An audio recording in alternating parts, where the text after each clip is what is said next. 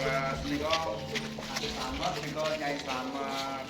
Niki sinten niki? Kok produk Rahman Setianto kali garwa kula Gusti Sayani. Oh, apa nggo? Nggih. Terus wonten napa niki kok rame-rame ngeten niki? Kula sakeluarga badhe nderek mukti wonten mriki. Oh, nggih. Niki nuwun sewu lho, Mas.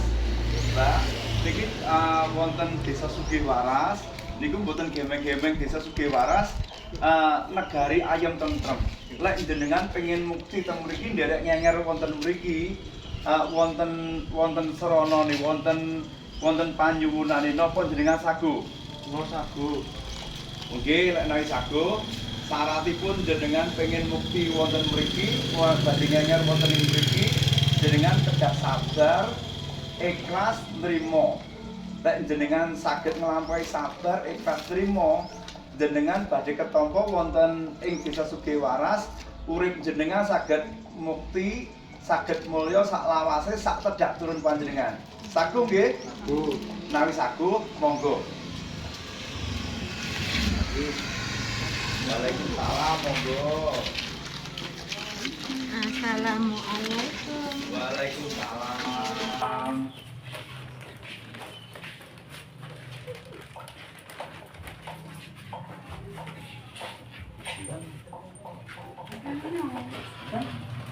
Monggo saged pinara.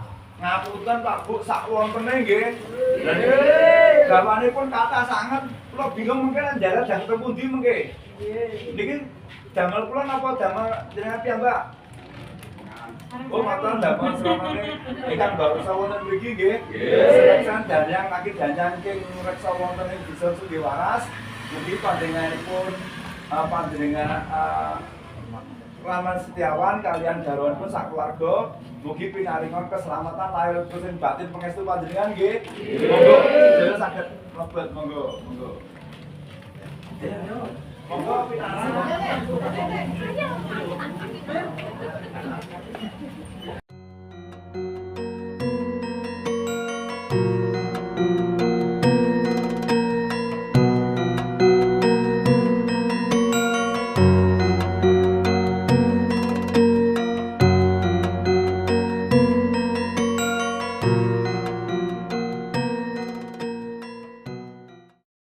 Bati Rahayu. Pisan sumangga tansah ngraosaken syukur ing asal dalem Gusti Kang Maha Suci. Sekeng nugroho lan nikmat ingkang sampun kaparengaken, mugi sekeng nikmat lan nugroho ingkang sampun kaparengaken ndadosaken kula dalah panjenengan sami daya kegiatan tansah syukur ing asal dalem Gusti Kang Maha Suci. Bapak Ibu para kakung samawana, para putri kang mawantu pakurmatan, boten kata lompen sholawat salam kunjuk ing asal dalem Kanjeng Nabiullah Muhammad sallallahu alaihi wasallam. Panjenenganipun ingkang paring senjata pitulungan ingkang arupi syafaat, mugi syafaatipun tansah pinaringana dumateng kula dalah panjenengan sami ngantos bidang wonten ing alam akhirat.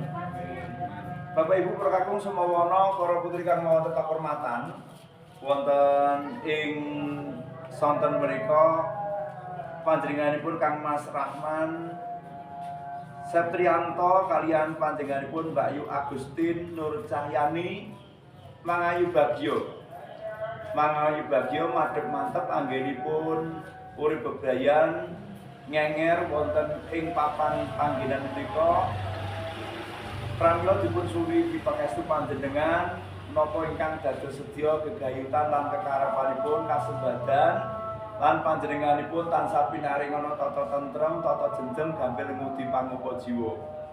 Bapak Ibu kepareng kula badhe ngaturaken rerangken adicara ingkang badhe kalampahan, adicara ingkang sepisan inggih menika wujudipun pambuka. Kapapak adicara ingkang kalih inggih menika waosan mantram Panca Kidung ingkang kalajengaken inggih menika prosesi kenduri utawi kenduren. Mangke ingkang dipun pungkasi wujudipun Hastungkara utawi donga pamuja. Bapak Ibu para kakung samawana, para putri kang mawantu kahormatan, sumangga kita buka sesarengan ingkang rasuk agami Islam, kita damel suratul Fatihah ingkang rasuk agami Lintu, sumangga Tetunggu derek kapitayan panjenengan. Bismillahirrahmanirrahim. Taqarruban ilallah ta'ala wa biridha ilahi ta'ala wa bisyafaat Rasulillah sallallahu alaihi wasallam. Al-Fatihah.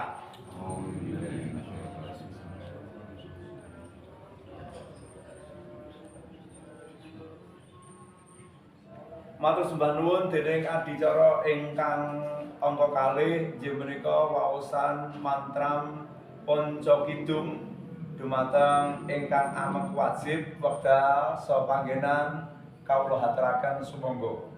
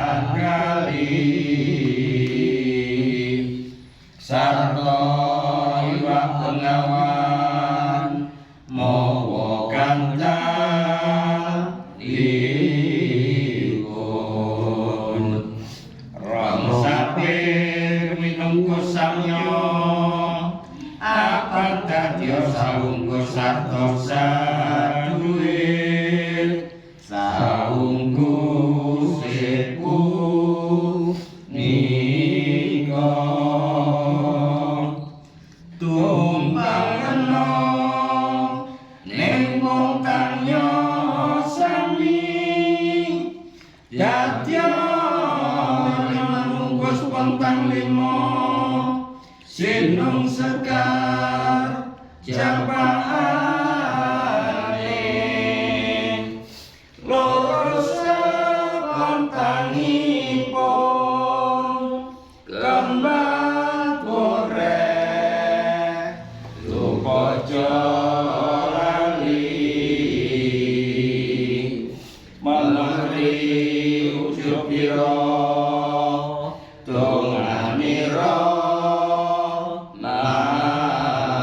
namun pomotipun lakonana saben dina nuju layan reki agung sawape ika bali lamun ora ngakoni kadang iropan padha rencana kamaudra saciptane sasetyane rawurung lawan luput pangareki sakara wirowigar gagadatan antum saking kurang temeniro madhep laku iku den awas den iling samyote karu ono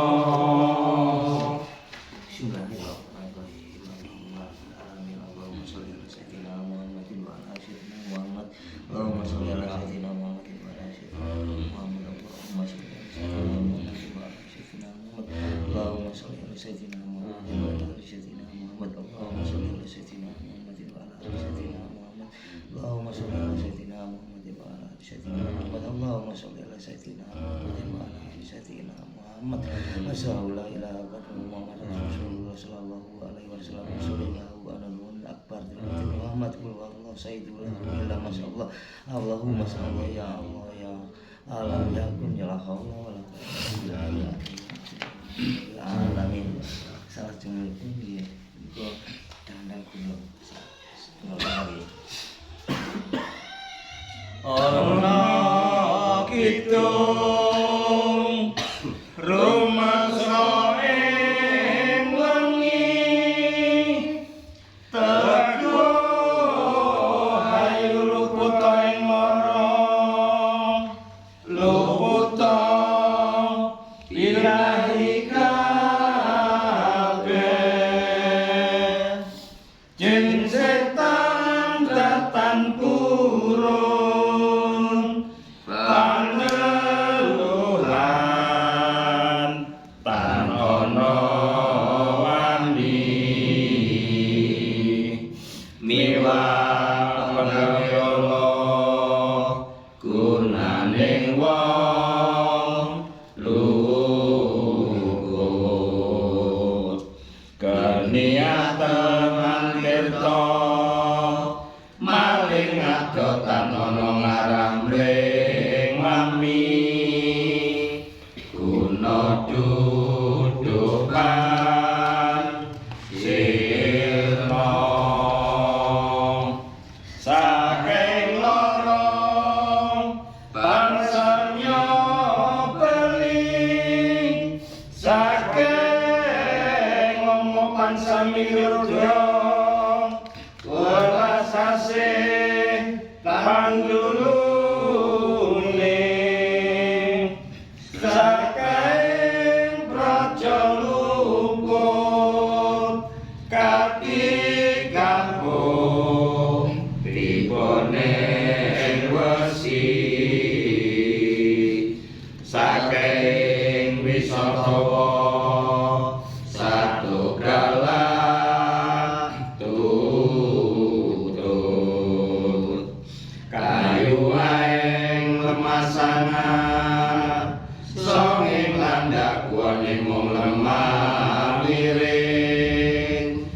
yang pagi kuning merah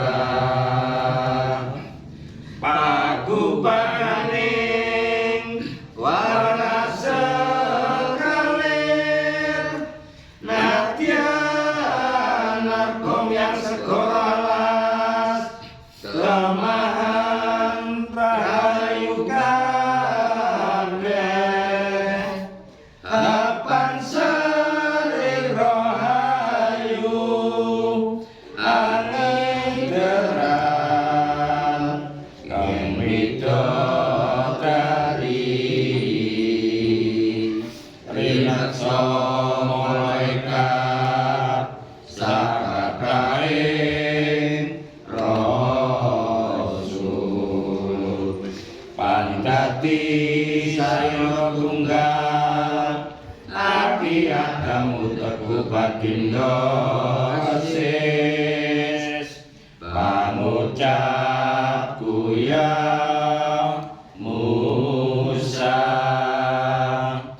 nafas ingsun isa kaliluwe nabi aku ping panyarsan ning lang Yusuf ing rupaku mangke nabi Daud suaraku jeung Sulaiman kasekten mami nabi Ibrahim nyawa Idris ing rambutku Bagindo ali kulit ing aku bakar gede dagingmu marsingge balung bagindo Usman sungsung ingsun Fatimah linuwe Siti Aminah payuning langgo ayo ing ususku mangke Nabi Nuh ing jejantung Nabi Yunus ing otot mami netraku ya Muhammad panduluku Rasul pinayungan Adam Sarah sampun bapak sekataing para nabi dadya sarira tunggal wiji sawiji mulane dadi apa pencar sing jagat kasempatan dening date kang moco kang hangrungu kang anurat kang hanipeni dadi ayuning badan kinarya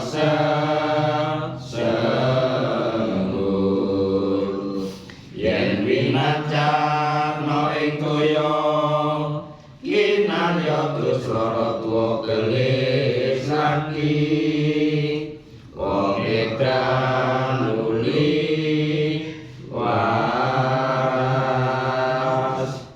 lamun ana wong kakendha kaki wong kabondo wong kabokan utang yuk wacan tenage nalika tengah dalu ping 11 wacan singge luar ingkang kondo kang kadendo burung tuliake sinauran mrenyang sukma kang utang punika singgih kang anggre nuli waras lamun arsa tulus landor bari puasa sami sedina iterono kalengane wajanen kidung iku sadeng ngomong samya abali yen sira lunga perang watekening segul antuwa tingkan puluhan mungsuh ira siretan ana wani rahayu ing payudan lamun ora bisa maca kaki sini penokilaya jimat teguh ayu panemune yen bineka loro mungsuh ira datang ngudani luput senjata iku sawapipun sabarang pagayana pandinaksa tiniyang kang maha suci sakersani roti nekan sing sapa iki bisa lakoni amulya lawehano 40 dina bae lan tangi wektu subuh lan den sabar syukure ngati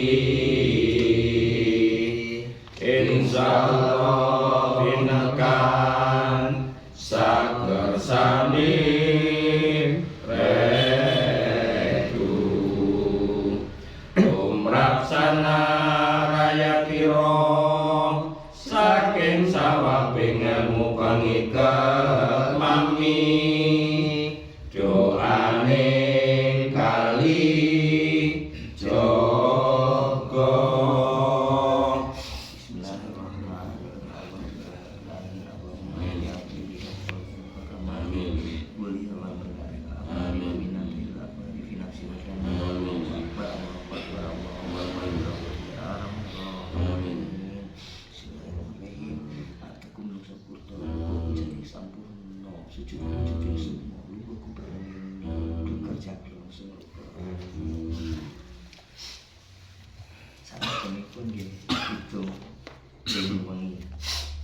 Ana kidung angin ing wengi bebaratan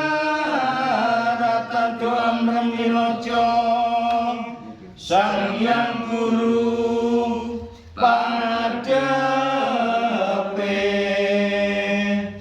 lumaku sang yang ayu alembean asmara ning adep pengawat tejo kang kang hitung iku yen kinarya angawula miyang lelungan Gusti keting dadi asih satose langsung nimbang sakataing upasawa sami lara koyong tulah tanggul kang magawe duduk samyo kawangsul akawulyan sagunging sihir damatung sadaya datang pojo krungu pangucap lawan pangrasa miyang paningalkan setya tumeka napi pangreksa ringo loegat jakaroil ingkang hangemongi milan nirmoka ketepan iman pancatyo kang gelatine Israel puniku kang rumangsa ing pati urip Israel dadi damar madangi jro kalbu Mikael kang asung sandang lawan pangantinekan ingkang kinapti sabar lawan limo yahudatnya pamujining wangi bare sisakane mulya kirun saka tenggone wana kirun kang tunggu saka kiwa dadane wesi nolak penggawe Allah satru lawan musuh pangeret tarajulija ander guru balik kang linuwe ambare lorong rogo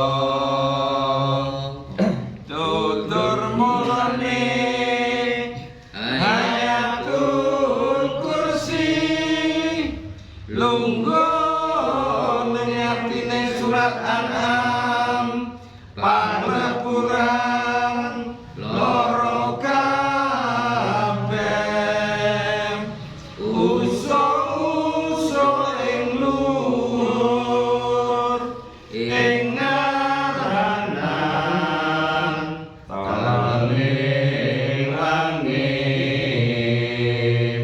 nangge Nabi Muhammad kang wekasan iku hatungku latri lan siang kinerja paling nunggu podo asih tunduk mendama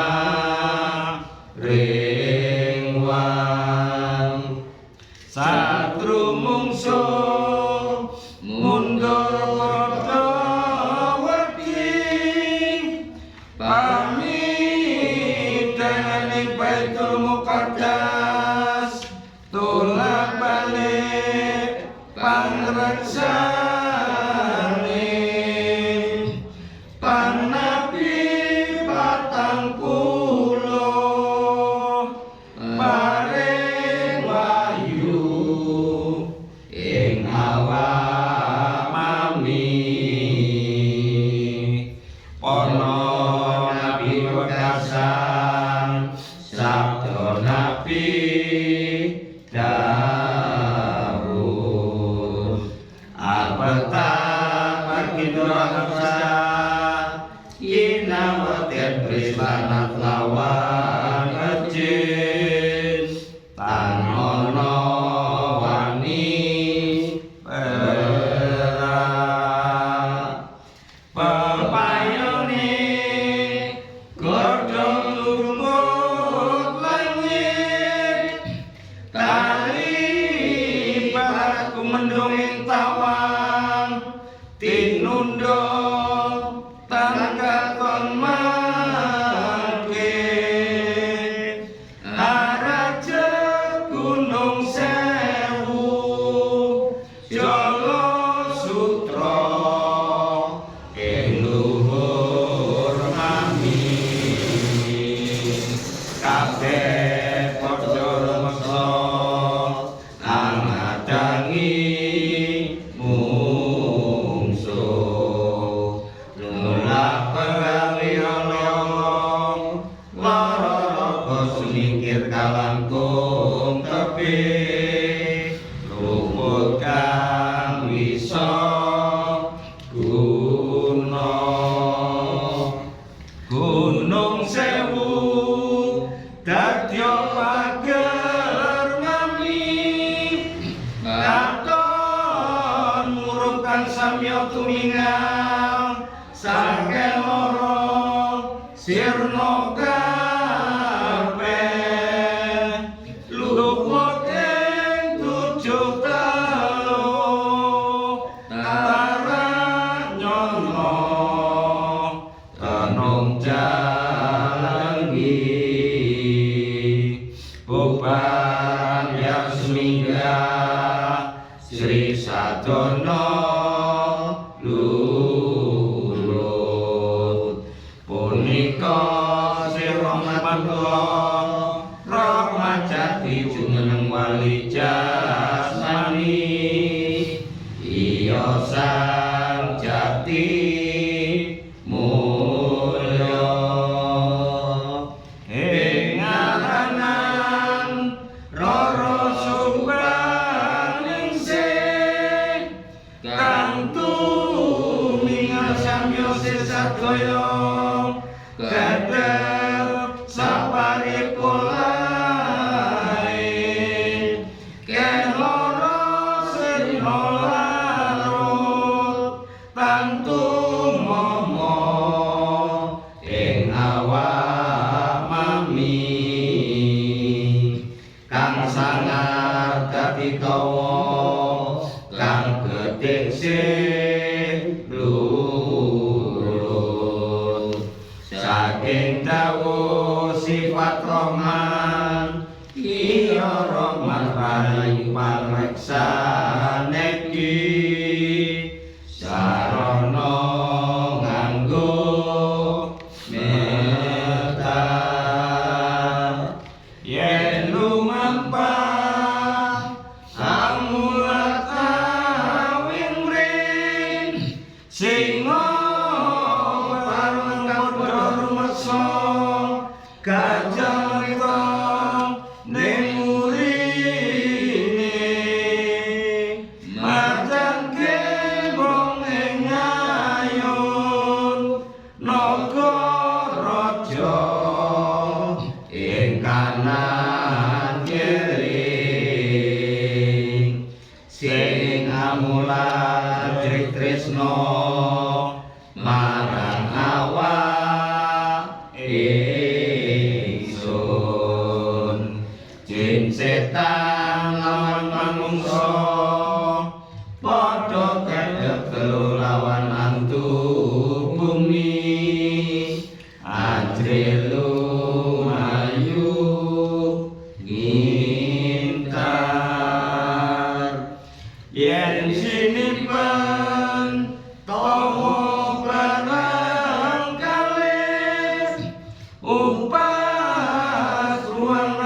banjur sirna temakalis sabarang reh jemparing kama putung panhang leyang tumipeng siti miwas saliring praja tantu momong ring ingsun jajak gawa tuna miwas sambang setan tenung padha bali kedhepet timah lewat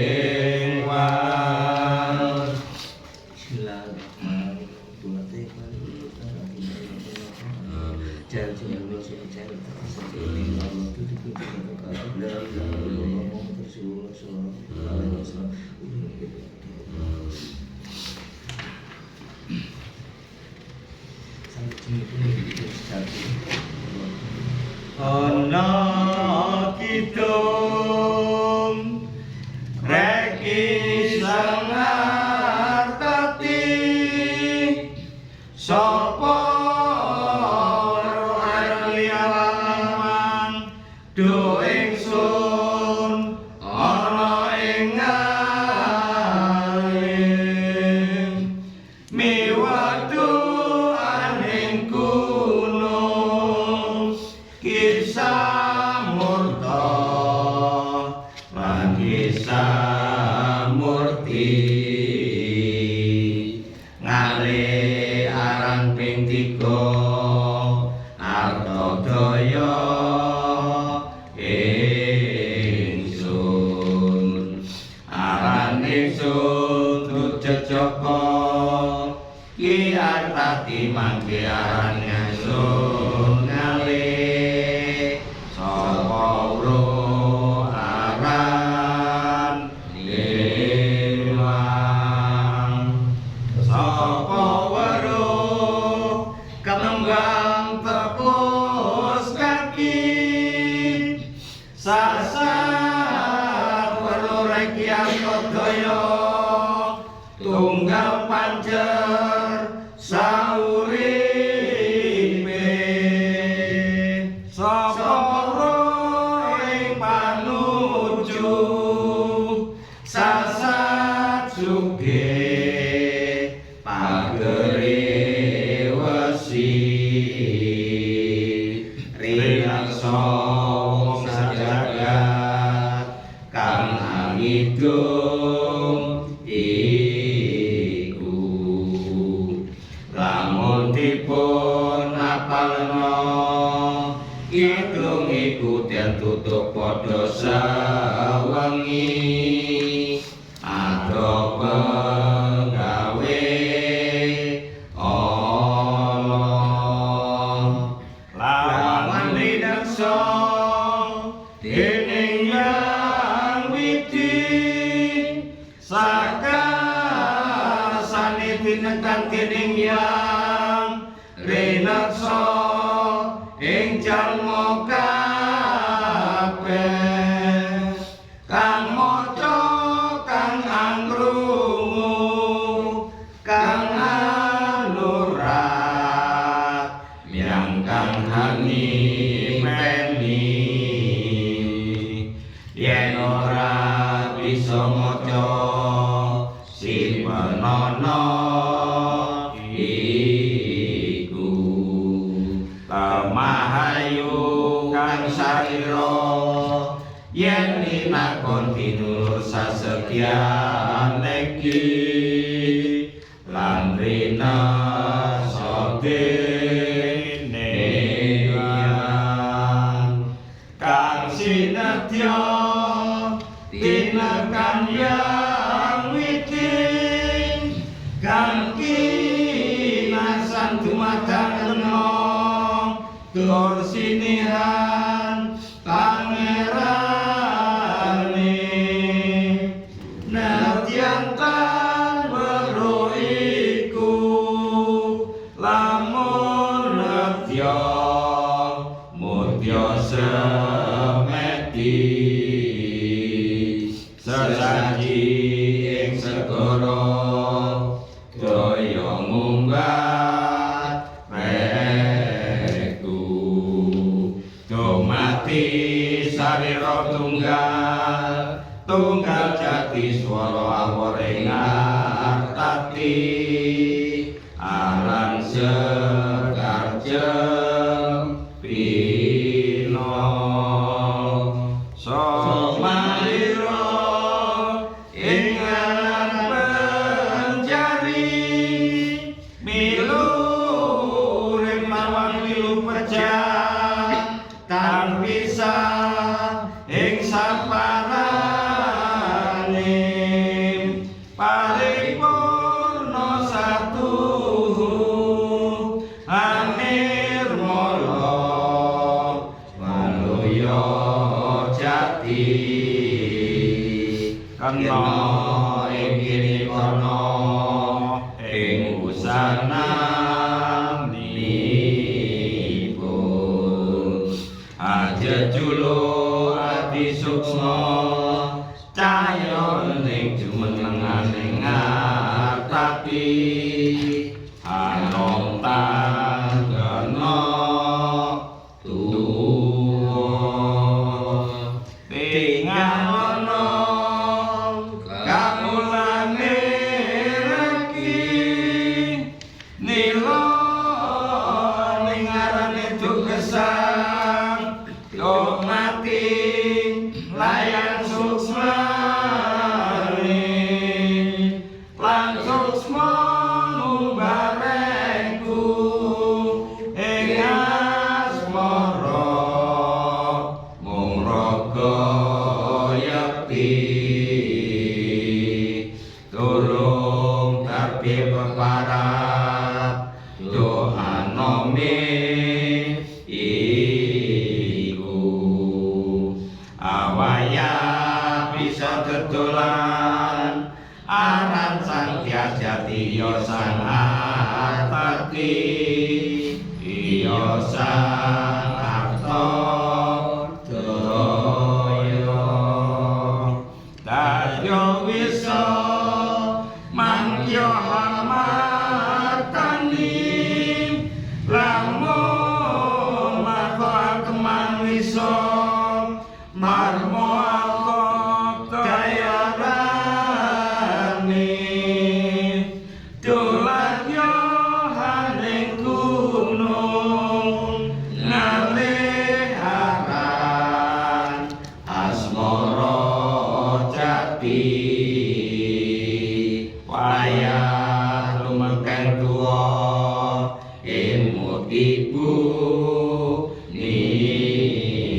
nipun dipenjari lungongetan kiatati nur kikiring merapi alulya ringsun ndara ana pandita akarya wangsih mindha mangajak ing tawang susu angin ngelinggone lawan kelihing kangkung wekasane langit jamatri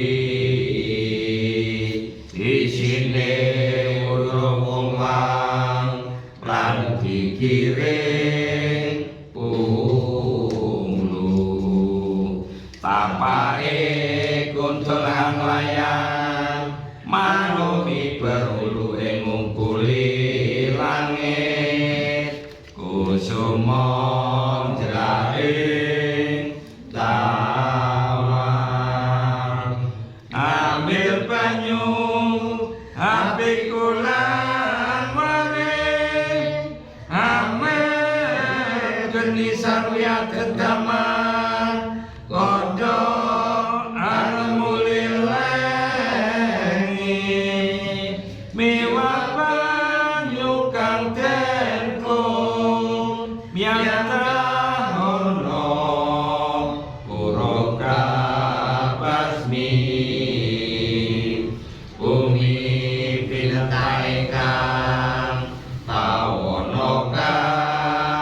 iyo tanggal pisan kapurnaman yen hanenun sentek pisan hani kasih kutong raping pandengan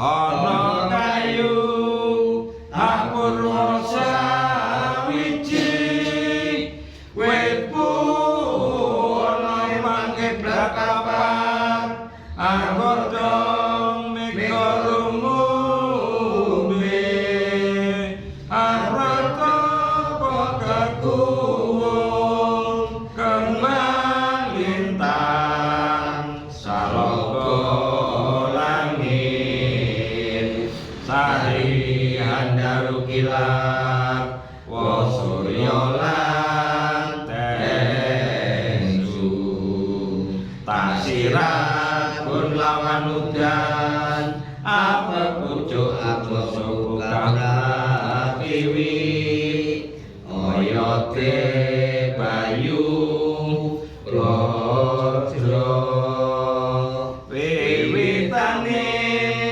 dohanu candi kekedolan niwawu merangkang sehingga kapas kabeh tanono cemo kangro yen weruwa prawane dadi candi segara wetan ing obar karun kayangane sang yang tunggal sapa reki kang jumeneng wong ngati katon tengahing taun gunung agung segara serandil langit kang hamengkubono kawruwana ing atine gunung segara umum guntur sirna kang mangku bumi rongkang langit buwana dadya weruh iku mutya madyan ing ngawiyat manasama gunung agung sabumi candi-candi segara gunung luhure kakiri-kiri segara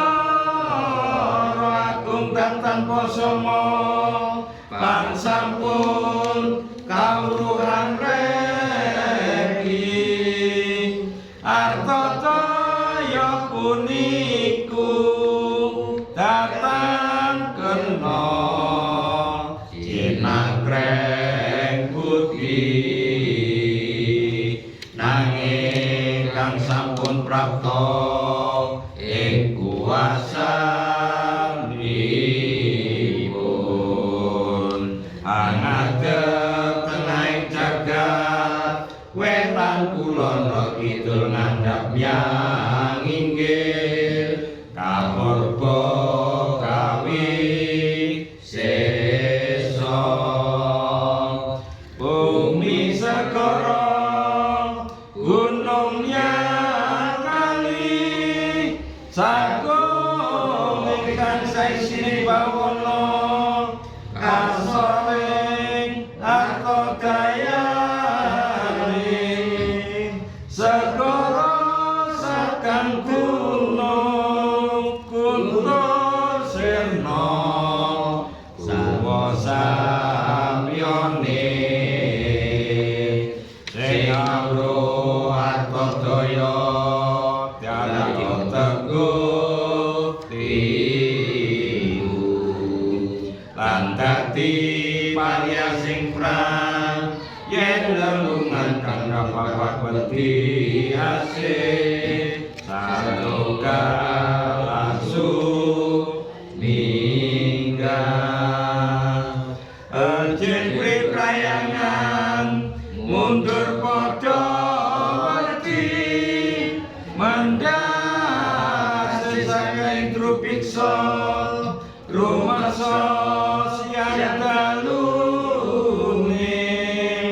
sing hanem lumpuh tantu momo ing awami kanetya tanadaro kabeh pandinaun sakehe kanetya larut sirna kanetya becik basuki kang sinadya waluya siang dalu rinasa ing wiji tinulur saking kesenian suksma kaidep ing jamu kabeh aran wiku ning wiku wikang leling montya semeti dadi sajedyanira manali nung paparat yang tegal ana kang hasih yen waju jroning ati kalih sing manca boyo yen kinarya adung guwa sakit setan wani ngambah rinaksa malaikate nabi wali hangepung saking lara padha sumingkir ingkang nebya fitnah marang awak ingsun rinusa dening pangeran iblis lan satu moro-moro mati tumpes tapi sedaya Bismillahirrahmanirrahim. Allahumma bidang iman pangeran ku abi imam pamudi sapa sapa korban apa soal positif atau tanpa rasa sunah jaran itu biasa aku sini berpikir atau masuk tanpa rasa saja bersama Allah ilaha illallah Rasulullah urip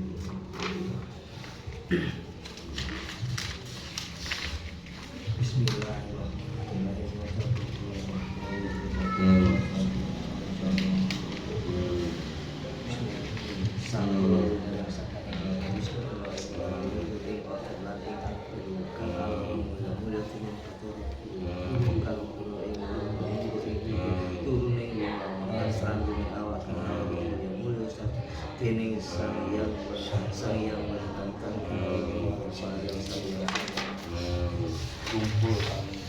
kumpul ada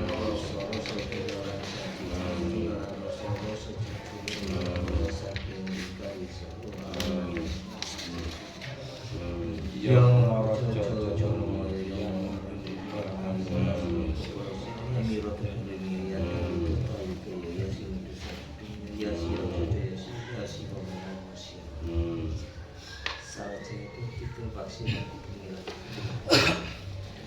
ono taksi mangku bumi langit manuk iku endah warnane segara repastane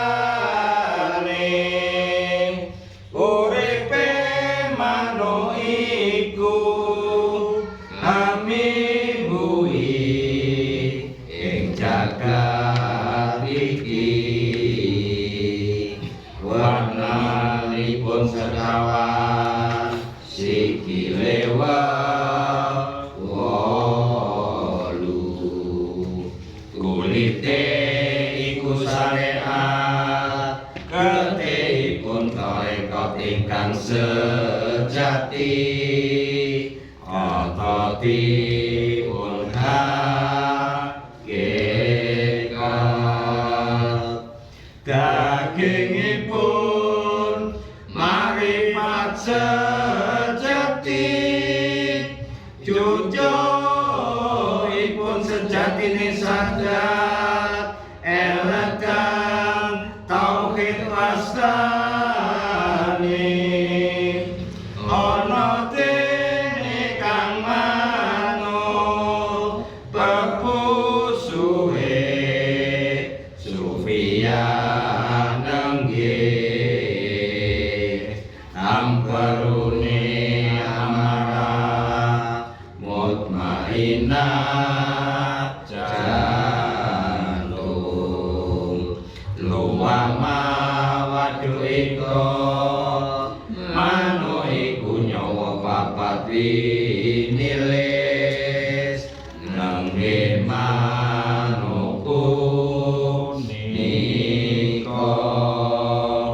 uninipun jawarae singgih sojanipun punika kumala netra wulan srengenge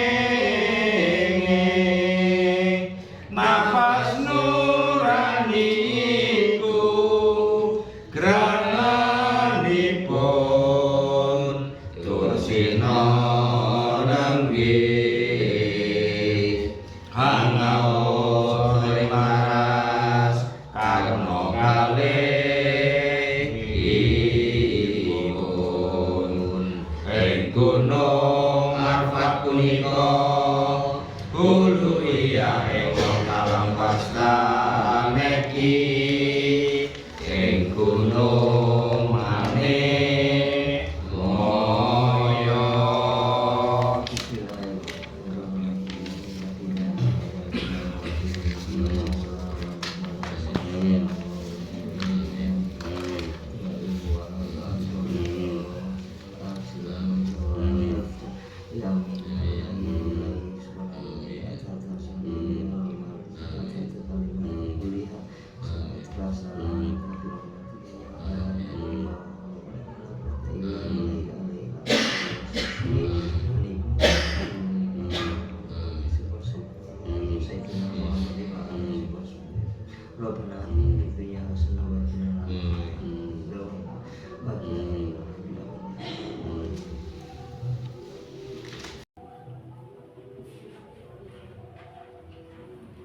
Matur sembah nuwun ponco kidungipun ingkang sampun kawasaken.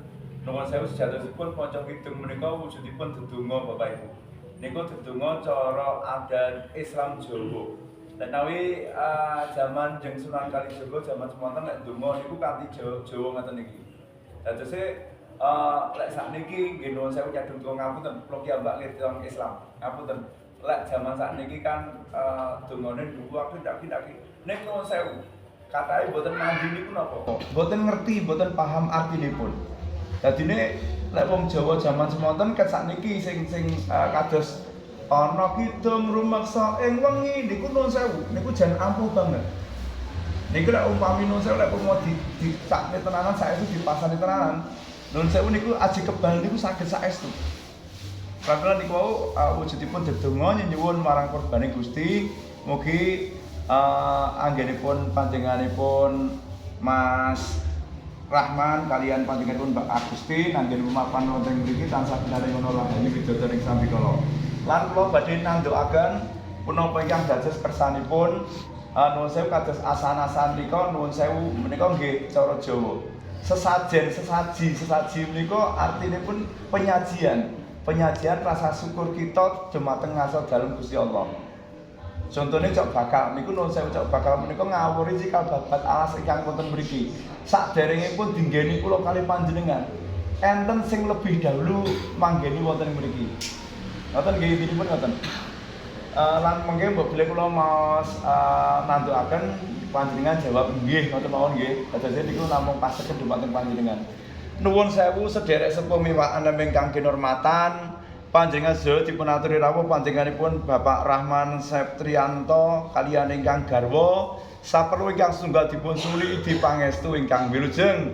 Panjenenganipun ngedalaken sari bumi rezekining pangeran niat kasat sedekah karena Allah dumawah wonten ing wuku 3 dosa 108 wonten ing dinten akad kliwon dangu dipun ranti cedhak dipun subya-subya anggenipun niat kajat panjenenganipun anggenipun mengku griya wonten ing papan menika tansah pinaringono rahayu widadanir ing sambikala. Ugi saturan malih panjenenganipun caos pakurma dumateng Mbok Dipertimas sami nggih menika wujudipun pisang ayu surah ayu caos pakurma dumateng Mbok Dipertimas sami saha nyawerepi sanak janyang aki danyang ingkang mengku wonten ing ringin bagus samudayanipun dipun suwuni dipalilah mugi tansah njangkung ana sak rinten lan sak dalunipun. Ugi saturan malih nggih menika wujudipun tumpang punar nyuwun senjata kiyatan marang Gusti Kang Murbeng Jajati.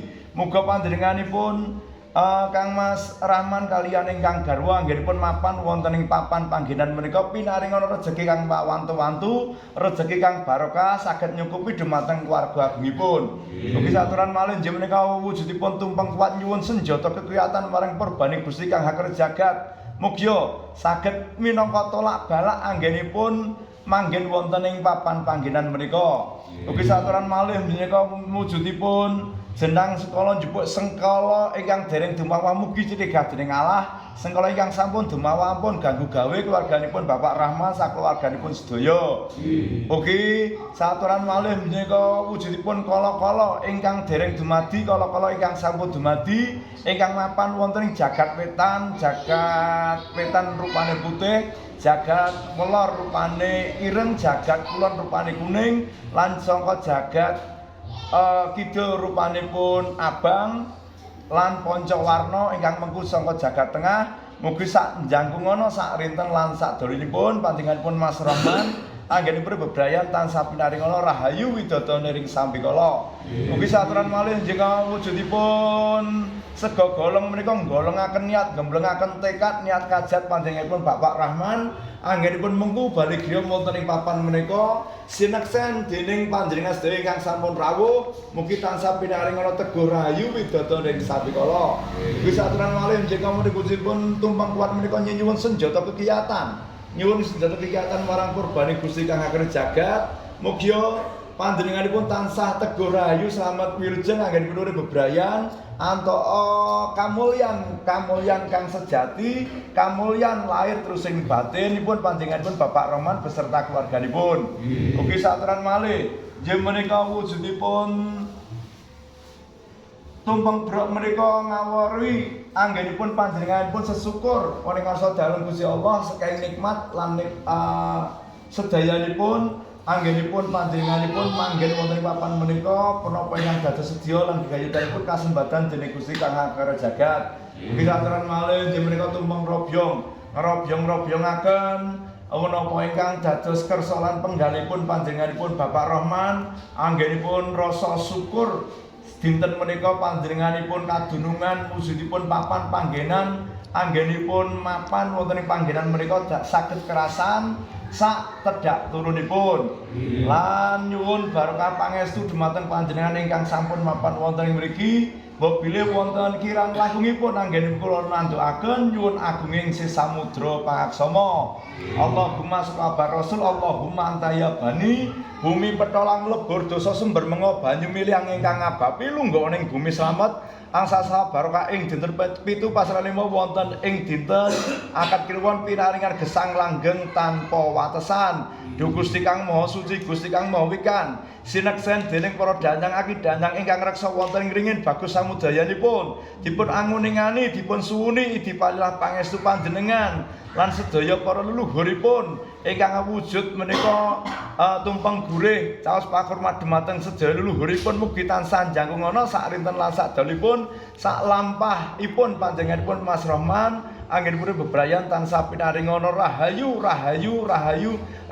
widadanir ing sambikala. Ya Maraja Jaramaya ya Maranini ya Maya ya Silapapala ya Midukara Dumya Yujaya ya Si Ama Mahasya Rabbana atina fid dunya hasanah wa fil akhirati hasanah wa qina adzabannar walhamdulillahirabbil alamin. Mugi selamat Bapak Rahman Samudayanipun, selamat ingkang nggeni wonten ing dalem menika, selamat ingkang nyekseni, selamat sedayanipun. Ya Allah ya Rahman ya Allah ya Rahim ya Allah panjenengan. Mugi panjenengan Ujatulah kuasane Gusti Allah sukma sejati-jatine sukma kang panggon wonten ngarepipun. Lan anguningani ingkang ngreksa bangsa alus ingkang mapan wonten ing mugi tansah binaringan.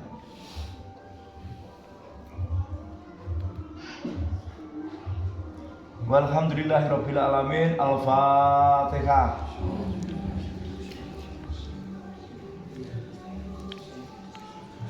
Semoga nuwun sewu Bapak Ibu dipun bagiaken ampenganipun.